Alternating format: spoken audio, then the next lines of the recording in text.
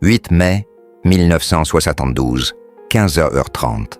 Prison de Clairvaux, Champagne, Ardennes.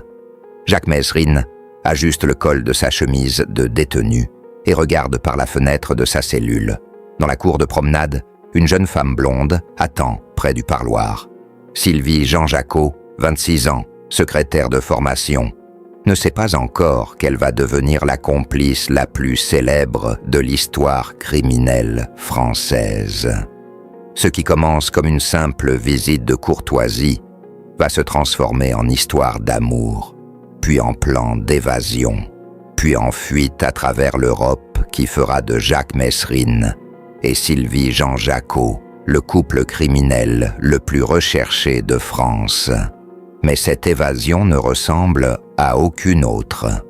Pour la première fois de sa carrière, Jacques Mezrine ne s'évade pas seul. Il emmène avec lui une femme qui abandonne tout, sa vie, sa famille, sa sécurité, pour partager son destin d'homme traqué. Voici l'histoire vraie de l'évasion la plus romantique et la plus désespérée de l'histoire pénitentiaire française. Première partie, la rencontre improbable pour comprendre comment une secrétaire parisienne ordinaire est devenue la complice de Jacques Mezrine. Il faut remonter au printemps 1972. Jacques Mezrine purge alors une peine de 20 ans à la prison de Clairvaux pour l'enlèvement de Georges Besse et divers autres crimes.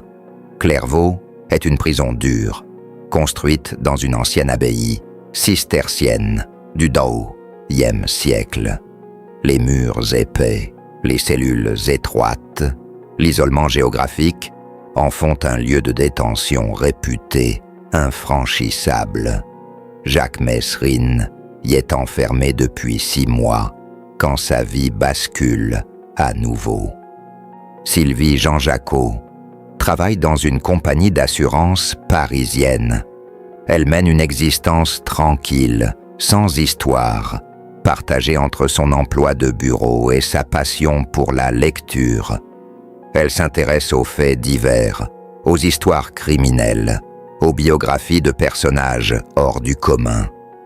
En avril 1972, elle lit dans France Soir un article sur Jacques Mezrine, le criminel le plus dangereux de France. L'article décrit son parcours, ses évasions spectaculaires, sa personnalité complexe. Quelque chose dans cette histoire fascine Sylvie. Par curiosité, elle décide de lui écrire. Une lettre simple, respectueuse, où elle lui dit qu'elle s'intéresse à son cas, qu'elle ne le juge pas, qu'elle comprend que la vie peut pousser les gens vers des chemins imprévisibles. Mezrine reçoit beaucoup de courriers, des journalistes, des admirateurs, des curieux, mais la lettre de Sylvie a quelque chose de différent. Elle n'est ni condescendante, ni voyeuse. Elle exprime une empathie sincère, une intelligence qui touche le détenu. Il lui répond, une longue lettre où il raconte son enfance, ses motivations, sa vision de la société. Sylvie répond à son tour. Les lettres s'enchaînent, de plus en plus personnelles, de plus en plus intimes. Au bout de 3 semaines de correspondance, Sylvie demande l'autorisation de rendre visite à Jacques Mezrine. L'administration pénitentiaire accepte. Sylvie n'a pas de casier judiciaire. Elle exerce un métier respectable. Elle ne présente aucun danger apparent. 8 mai 1972. Première rencontre au parloir de Clairvaux. Sylvie découvre un homme de 36 ans, élégant malgré l'uniforme de détenu, au regard intense, à la conversation brillante. Jacques voit une femme discrète mais déterminée, intelligente, qui le regarde sans peur ni fascination malsaine. Ils parlent pendant 1 heure. De littérature, de philosophie, de leur vie respective. À aucun moment, Jacques ne cherche à l'impressionner par ses exploits criminels. Il se montre tel qu'il est, un homme complexe, cultivé, emprisonnée par ses choix. Sylvie repart troublée. Elle a rencontré quelqu'un qui ne ressemble pas à l'image qu'elle se faisait d'un criminel. Quelqu'un d'intelligent, de sensible, de profondément humain malgré ses crimes. Deuxième partie. L'amour derrière les barreaux. Les visites de Sylvie se multiplient. Chaque dimanche, elle fait le voyage de Paris à Clairvaux. 4 heures de route pour 1 heure de parloir.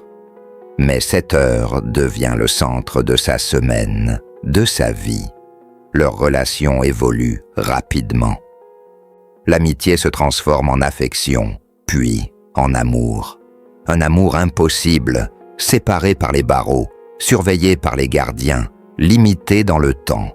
Jacques découvre des sentiments qu'il n'avait jamais éprouvés.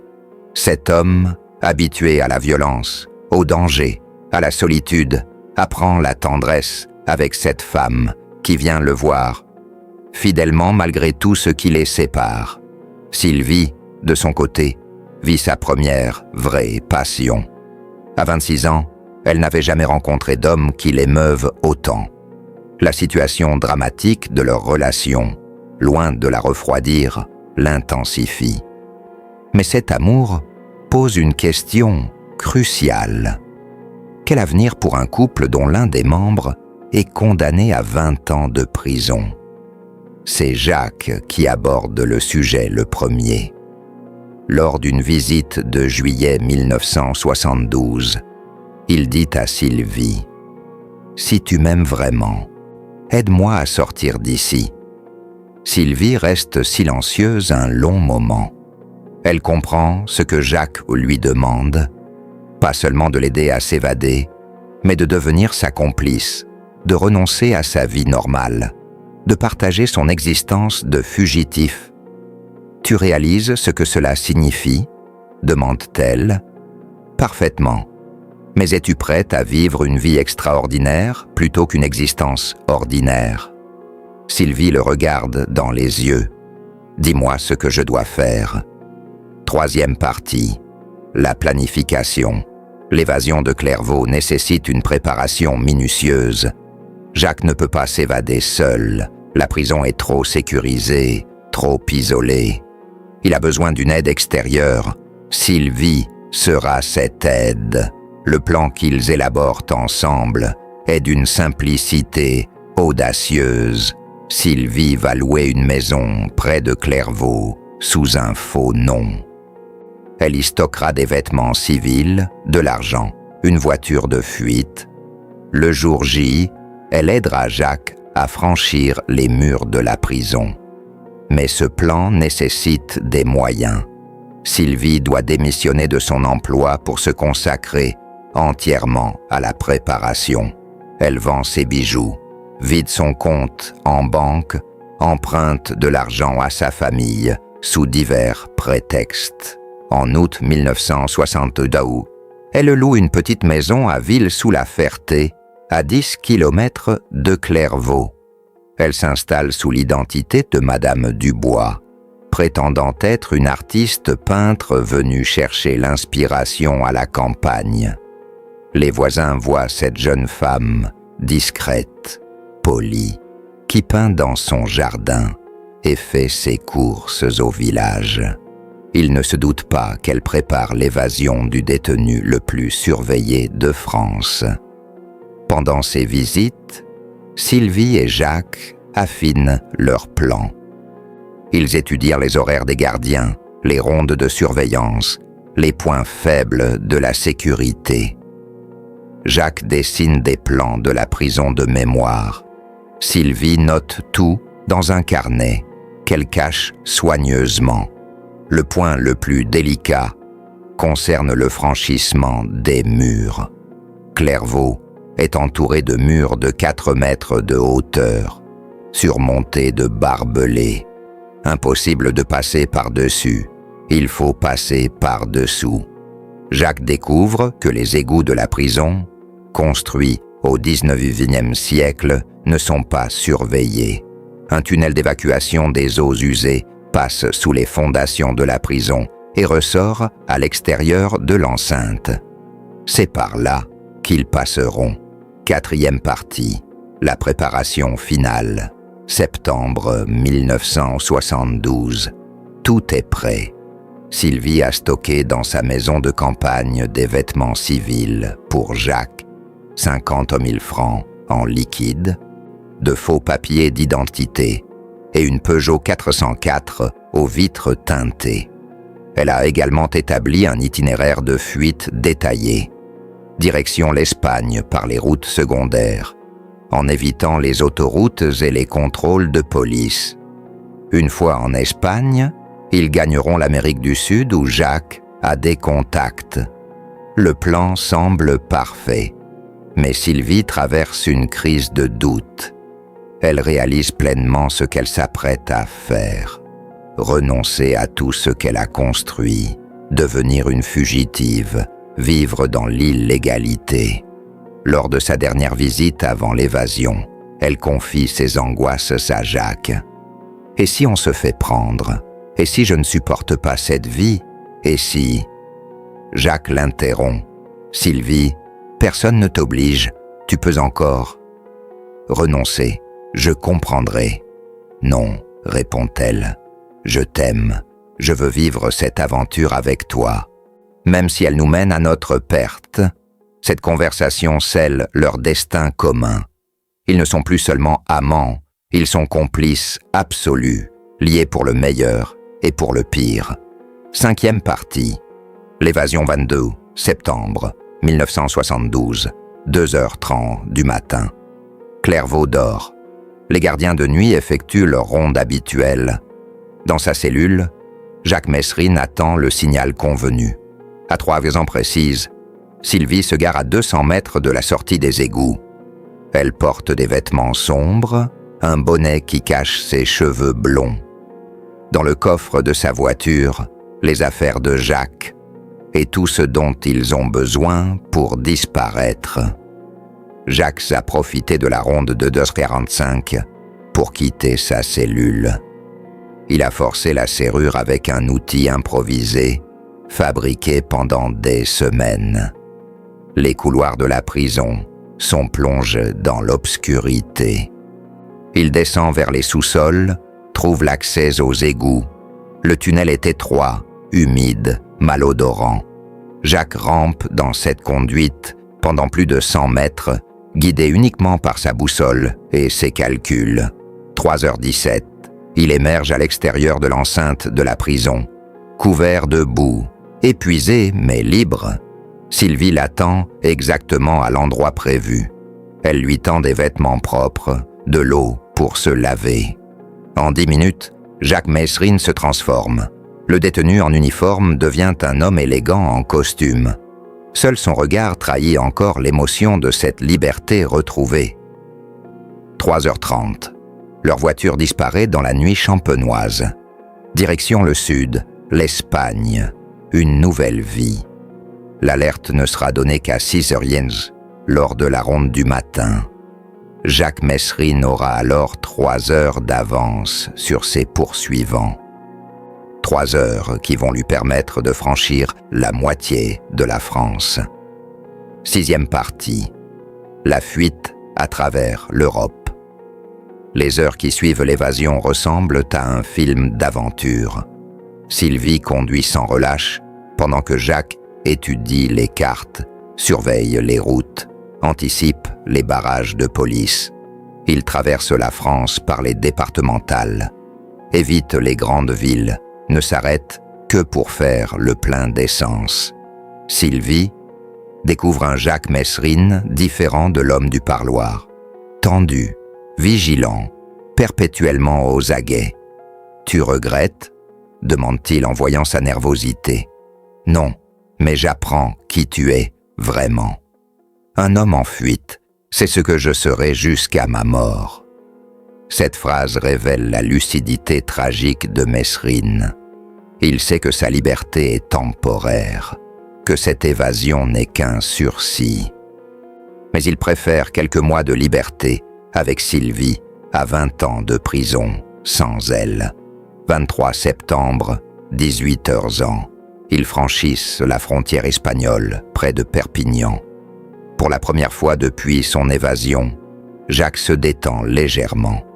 Ils sont hors d'atteinte de la police française. En Espagne, ils vivent sous de fausses identités préparées par Jacques. Monsieur et Madame Durand, couple de touristes français en voyage de noces tardif. Ils descendent la côte méditerranéenne, visitent Barcelone, séjournent dans des hôtels modestes.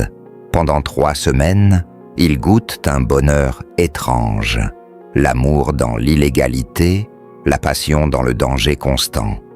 Sylvie découvre l'Espagne, Jacques redécouvre l'amour. Mais cette parenthèse idyllique ne peut durer. L'argent s'amenuise. Les faux papiers ne résisteront pas longtemps à un contrôle approfondi. Il faut trouver d'autres ressources. 7e partie. Le retour en France, octobre 1972. Contre toute logique, Jacques décide de rentrer en France. L'Espagne ne lui offre pas assez d'opportunités. Il a besoin d'argent pour financer leur fuite vers l'Amérique du Sud. C'est de la folie, proteste Sylvie. Ils te recherchent partout. Justement, ils ne s'attendent pas à ce que je revienne. C'est notre meilleur camouflage. Cette décision révèle l'audace qui caractérise Mesrine. Là où tout criminel ordinaire fuirait le plus loin possible, lui choisit de défier ses poursuivants en rentrant sur leur territoire. Il s'installe dans une banlieue parisienne, sous de nouvelles identités. Jacques reprend ses activités criminelles pour financer leur fuite. Mais cette fois, Sylvie participe directement aux opérations. Elle fait le guet pendant qu'il cambriole des bijouteries. Elle conduit les voitures de fuite, elle aide à écouler les objets volés. La secrétaire timide est devenue une complice professionnelle. Cette transformation de Sylvie fascine et inquiète Jacques. Il réalise qu'en l'aimant, il l'a corrompue. Cette femme innocente sacrifie son intégrité morale par amour pour lui. « Tu n'es plus la même ?» lui dit-il un soir dans leur planque. « Je suis devenu qui tu avais besoin que je sois. » Cette réponse trouble Jacques. Pour la première fois de sa vie, il mesure les conséquences de ses choix sur une personne qu'il aime. 8e partie. La fin de l'idylle novembre 1972. Leur chance tourne. Un indicateur reconnaît Jacques lors d'un cambriolage. La police remonte la piste jusqu'à leur appartement de banlieue. 15 novembre, 6h du matin. Leur domicile est cerné par la police. Jacques et Sylvie sont arrêtés dans leur lit, sans résistance possible. L'aventure de Sylvie Jean-Jacot prend fin après 6 mois d'amour et de crimes. Elle est incarcérée à la prison de Fleury-Mérogis. Jacques retourne à Clairvaux sous haute surveillance. Lors de son procès, Sylvie refuse de charger Jacques.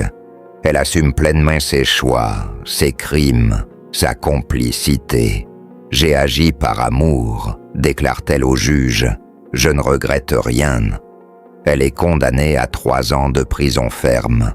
Jacques écope d'une peine supplémentaire pour évasion et recel. Ils ne se reverront plus jamais. Sylvie purge sa peine avec dignité.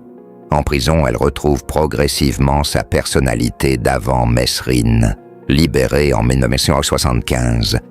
Elle refait sa vie loin de Paris, loin des médias, loin du souvenir de ses moines extraordinaires. Jacques Mesrine, lui, s'évade à nouveau de la santé en 1973 et poursuit sa carrière criminelle jusqu'à sa mort en 1979.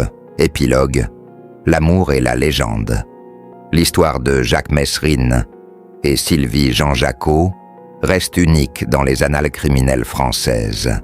Pour la première fois, une femme ordinaire abandonnait tout par amour pour un criminel célèbre.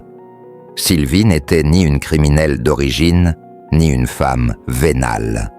C'était une secrétaire parisienne qui tomba amoureuse du mauvais homme au mauvais moment et qui paya ce choix de 3 années de sa vie. Son histoire pose une question troublante. Jusqu'où peut aller l'amour? Peut-il justifier de renoncer à ses principes, de devenir complice de crimes, de sacrifier son avenir? Sylvie Jean-Jacot répondit oui à cette question. Elle paya le prix de cette réponse, mais ne la regretta jamais publiquement. Après sa libération, elle disparut de l'actualité. Quelques journalistes tentèrent de la retrouver pour des interviews sans succès. Sylvie avait choisi l'anonymat, la discrétion, l'oubli. Elle vécut le reste de sa vie sous une autre identité, dans une autre région, avec le souvenir secret de ces 6 mois où elle avait aimé l'homme le plus recherché de France. Jacques Messrine, dans ses mémoires rédigés en prison, consacra plusieurs pages à Sylvie. Il la décrivait comme la seule femme qui m'ait aimé pour ce que j'étais, pas pour ce que je représentais. Cette phrase résume peut-être l'essentiel. Dans un monde où Messrine était devenu un mythe, un symbole, une légende, Sylvie l'avait aimé comme un homme ordinaire, capable d'émotions extraordinaires. Leur évasion de Clairvaux reste dans l'histoire comme la plus romantique des histoires criminelles françaises. Une histoire d'amour qui commença par des lettres et se termina par des barreaux, mais qui prouva que même les criminels les plus endurcis peuvent aimer et être l'aimé. Une histoire qui rappelle que derrière chaque légende criminelle, il y a d'abord un être humain capable d'émotion, de tendresse et parfois d'amour véritable. L'amour entre Jacques Messrine et Sylvie Jean-Jacot ne dura que 6 mois, mais il marqua leur vie pour l'éternité et ajouta un chapitre romantique à la saga du plus célèbre criminel français du XXe siècle. Cette reconstitution est basée sur les archives judiciaires, les témoignages de l'époque et les mémoires de Jacques Messrine. Les dialogues ont été reconstitués à des fins narratives. Ce contenu a été créé avec l'assistance d'intelligence artificielle et ne glorifie aucune activité criminelle. Les crimes décrits ont causé des préjudices réels et traumatisé de nombreuses victimes.